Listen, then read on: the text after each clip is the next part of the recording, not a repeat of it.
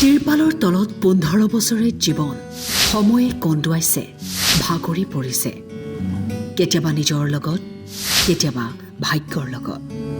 এয়াই নেকি জীৱন? ৰ'দে বৰষুণে কোনোমতে জীৱন সংগ্ৰাম চলাই গৈছে মাৰ্ঘেৰিটাৰ এইজন দুৰ্ভগীয়া ব্যক্তিয়ে। বাসগৃহৰ অভাৱত চালিখনৰ তলতেই 15 বছৰ কটাইছে। ৰন্ধা বঢ়া খোৱা বোৱা সকলো চালিখনৰ তলতেই। বাবুল সিং তেওঁৰ নাম। এক দুৰ্ঘটনাত ভৰি দুখন অচল হৈ পৰিল। যি সময়ত চৰকাৰে দৰিদ্ৰ পৰিয়ালৰ বাবে বাসগৃহৰ কথা কৈ আহিছে, সেই সময়ত এটা বাসগৃহৰ বাবে হাহাকাৰ কৰিবলগীয়া হৈছে এই লোকজনে। কাৰো আহৰি নাই দুৰ্ভগীয়া বাবুল সিঙৰ খবৰ ল'বলৈ। মোৰ নাম শ্ৰী বাবুল সিং। আজি 16 বছৰ ইয়াতে মই বসবাস কৰি আছোঁ। মোৰ পৰা ভাই বোৱাৰী আছে, 2জন ল'ৰা আছে। চোৱাৰ প্ৰতি মোৰ এটা হেৰি লাগে, ঘৰ লাগে আৰু চলিবৰ কাৰণে কিবা এটা লাগে ব্যৱস্থা। আমিতো তেনেকৈ এক নম্বৰ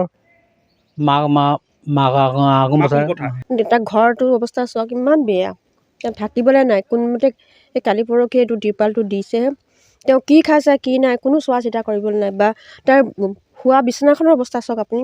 সেই বিচনাখনৰ অৱস্থা চাওক যে সি কৰিব পৰা নাই। তাৰ ভৰি দুখন বেয়া, ডাঙৰ এক্সিডেণ্ট হৈছে। সেই এক্সিডেণ্টত বাচি আহিছে বেচেৰা। মই ইমানে জানো যে তেওঁক কিবা এটা কৰি দিব লাগে বাছ। হয়, পঞ্চায়তক আপোনালোকে এই বিষয়ে আবেদন জনাইছোঁ। আমি ঘৰৰ কাৰণেও কিমান কৈছোঁ, আমাৰ কাৰণে নাই। মই নিজৰ কাৰণেও মানে বিধৱা পেঞ্চনৰ কাৰণে মই কৈছোঁ, কিন্তু মই সেইটোও পোৱা নাই মোৰ ঘৰটো।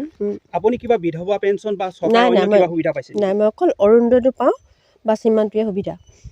আমাৰ এইখিনি কাৰোৱে ওচৰত মানে ধৰক বাথৰুম এটা ভাল নাই, লেট্ৰিন এটা ভাল নাই, একো নাই কাৰো ওচৰত। এইটো এৰিয়াত কাৰো এটা ঘৰ বিচাৰোঁ। আমি কিমান মই 9 চনৰ পৰা ইয়াত ঘৰ বিচাৰি মানে এপ্লিকেশ্যন দি হাবাথুৰি খালোঁ, কিন্তু কোনো এটা ঘৰ নাপালোঁ। মই ইমানেই জনাওঁ যে ঠগিব নালাগে। দিব লাগেতো হয় দিম বুলি ক'ব লাগে, নহ'লে নাই আৰু। মানুহক এনেই আশা দি লাভ নাইতো। মানুহ আশাবাদী হয় যে মই পাম, কিন্তু আমাক কিয় ঠগি আছে। ব্যুৰো ইনপুটৰ সহযোগত নিউজ ডেস্ক ৰিপৰ্ট টাইমে।